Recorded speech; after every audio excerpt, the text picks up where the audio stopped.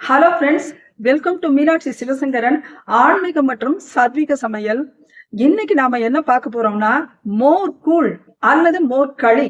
மோர் களி அப்படின்னா இது வந்து அல்வா பதத்துல சாப்பிட்றதுக்கு ரொம்ப டேஸ்டா இருக்கும். பச்சரிசி மாவில் செய்யக்கூடியது.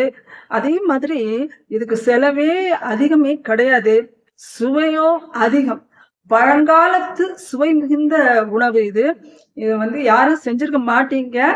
இப்ப நான் செய்து காமிக்கிறேன், பாருங்க. மோர்களிக்கு தேவையான பொருட்கள்: ஒரு டம்ளர் மோர் எடுத்துக்கோங்க. நல்லா கெட்டி மோராக எடுத்துக்கணும், கொஞ்சம் புளிச்சிருக்கணும்.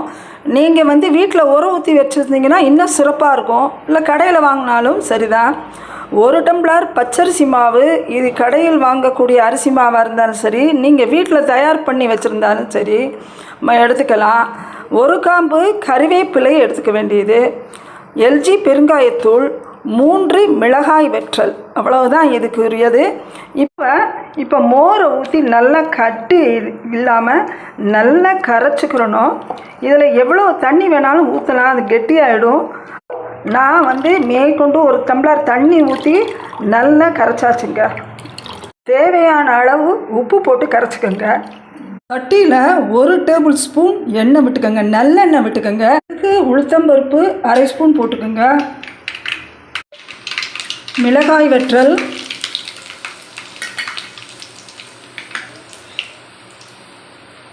கறிவேப்பிலை,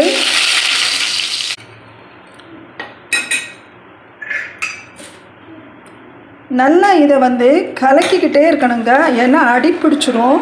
இப்போ பெருங்காயத்தூள் 1 சிட்டிகை போட்டுக்கோங்க. கழுவி இந்த தண்ணியை ஊற்றிக்கோங்க. இப்போ இது கெட்டியாகிற வரைக்கும் கலக்கிக்கிட்டே இருக்கணுங்க. ஃப்ளேமில் வைக்காமல் கொஞ்சம் லோவாகவே வச்சு செய்யுங்க.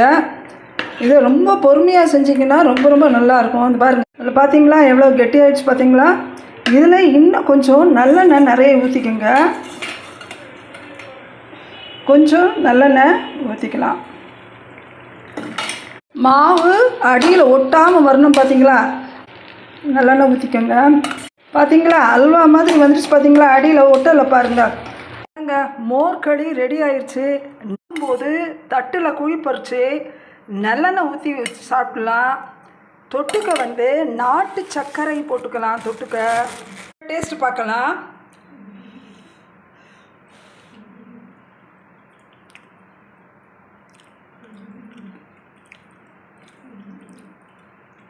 அருமையோ அருமை.